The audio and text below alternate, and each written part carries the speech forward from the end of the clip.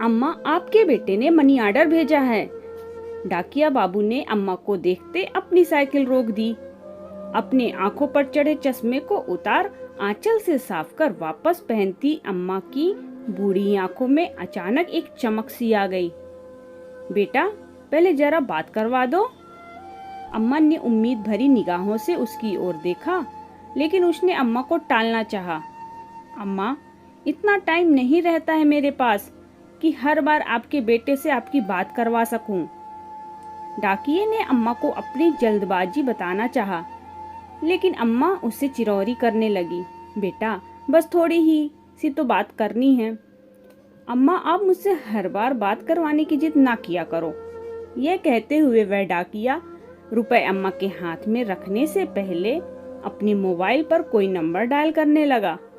लो अम्मा, बात कर लो, लेकिन ज्यादा बात मत करना, पैसे कटते हैं। उसने अपना मोबाइल अम्मा के हाथ में थमा दिया। उसके हाथ से मोबाइल ले फोन पर बेटे से हाल चाल लेती अम्मा मिनट भर बात कर ही संतुष्ट हो गई। उनके झुर्रीदार चेहरे पर मुस्कान छा गई। पूरे 1000 रुपए हैं अम्मा। ये कहते हुए उस डाकिये ने 100 के 10 नोट अम्मा की ओर बढ़ा दिए। रुपए हाथ में ले गिनती करती अम्मा ने उसे ठहरने का इशारा किया। अब क्या हुआ अम्मा? ये 100 रुपए रख लो बेटा। क्यों अम्मा? उसे आश्चर्य हुआ। हर महीने रुपए पहुंचाने के साथ साथ तुम मेरे बेटे से मेरी बात भी करवा देते हो, कुछ तो खर्चा होता होगा ना? अरे नहीं अम्मा, रहने दीजिए। वह लाख मना करता रहा, लेकिन अम्मा ने जबरदस्ती उसकी मुट्ठी में 100 रुपए थमा दिए और वह वहां से वापस जाने को मुड़ गया। अपने घर में अकेली रहने वाली अम्मा भी उसे ढेरों आशीर्वाद देती अपनी देहरी के भीतर चली गई।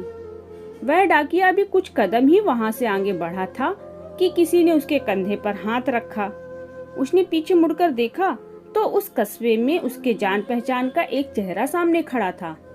मोबाइल फोन की दुकान चलाने वाले राम प्रवेश को सामने पाकर वह हैरान हुआ। भाई साहब, आप यहाँ कैसे? आप तो अभी अपनी दुकान पर होते हैं ना? मैं यहाँ किसी से मिलने आया था, लेकिन मुझे आपसे कुछ पूछना है। राम प्रवेश की निगाहें उस डाकिये के चेहरे पर टिक गई। जी पूछिए भाई साहब। भाई, आप हर महीने ऐसा क्यों करते हैं? मैंने क्या किया है भाई साहब? राम प्रवेश के सवालिया निगाहों का सामना करता वह डाकिया तनिक घबरा गया। हर महीने आप इस अम्मा को भी अपनी जेब से रुपए भी देते हैं और मुझे फोन पर इनका बेटा बनकर बात करने के लिए भी रुपए देते हैं, ऐसा क्यों? रमेश का सवाल था। रमेश का सवाल सुनकर डाकिया थोड़ी देर के लिए सकपका गया, मानो अचानक उसका कोई बहुत बड़ा झूठ पकड़ा गया हो। लेकिन अगले ही पल उसने सफाई दी। मैं रुपए इन्हें नहीं, अपनी अम्मा को देता हूँ। मैं समझा नहीं।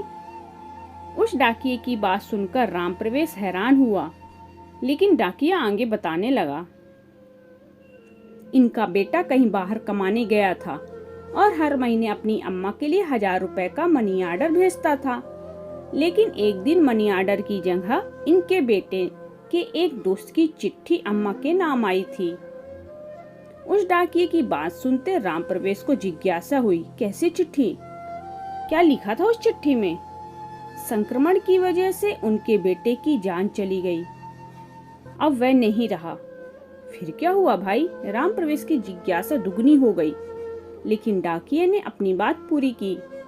हर महीने चंद रुपयों का इंतजार और बेटे की कुशलता की उम्मीद करने वाली इस अम्मा को यह बताने की मेरी हिम्मत नहीं हुई।